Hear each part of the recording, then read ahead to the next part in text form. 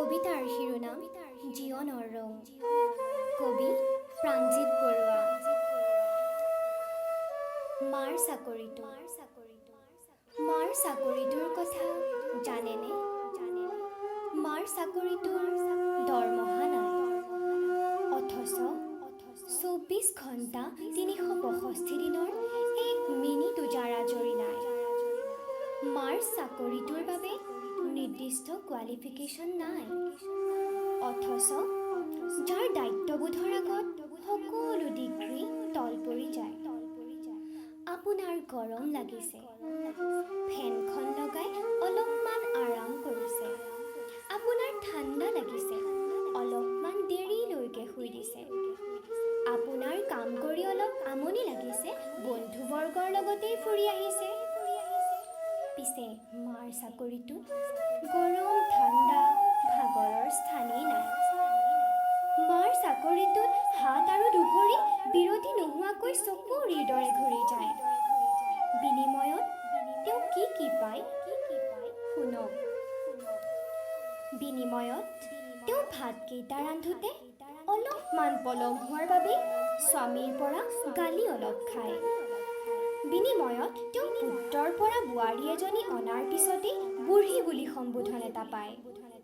বিনিময়ত তেওঁ জীয়েকক শাসন কৰিব বিচাৰোঁতে এতিয়া মই ডাঙৰ হ'লোঁ, মোক সৰু ছোৱালীৰ দৰে কথা কৈ নাথাকিবা বোলা এটা উত্তৰ শুনা পায়।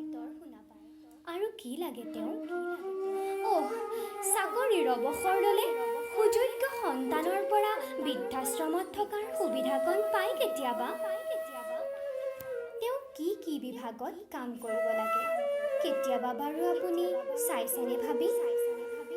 পাকঘৰত বিনা পাৰিশ্ৰমিকত এগৰাকী ৰান্ধনী, টেবুলত সজাই দিয়া ৱেইটাৰ, কি লাগিব প্ৰতি সাজৰ বাবে তাৰ হিচাপ কৰি যোগাৰ কৰিবলৈ এগৰাকী দক্ষ মেনেজাৰ, পঢ়া টেবুলত হোমৱৰ্ক কৰি দিয়া শিক্ষক, ল'ৰা-ছোৱালীৰ মন ভাল লগোৱা বন্ধু, বেমাৰ হ'লে উজাগৰে সেৱা কৰা নাৰ্ছ, বেমাৰ নহ'বলৈ মানিমুনি ভেদাইলতা কত যে কি গোটাই দিয়া তেওঁ জানো ডাক্তৰতকৈ কম? ভৱিষ্যতৰ সঞ্চয় খৰচৰ হিচাপ নিকাচত কিমান নিৰ্ভুল, তেওঁতো বেংকৰ কৰ্মচাৰীতকৈ বহুত উত্তম।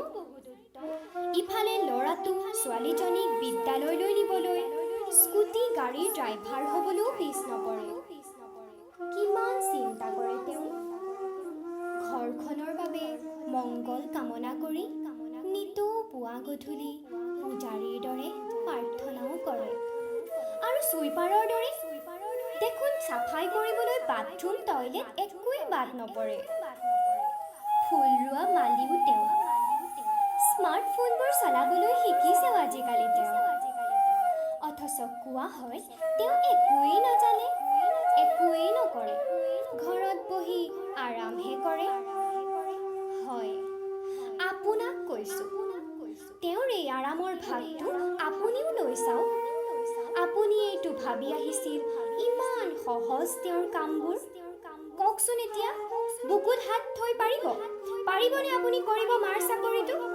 যদি নোৱাৰে তেন্তে একো নহ'লেও অন্ততঃ মাৰ চাকৰিটোৰ প্ৰতি আজিৰ পৰা এটা সেৱা জনাওক। ধন্যবাদ।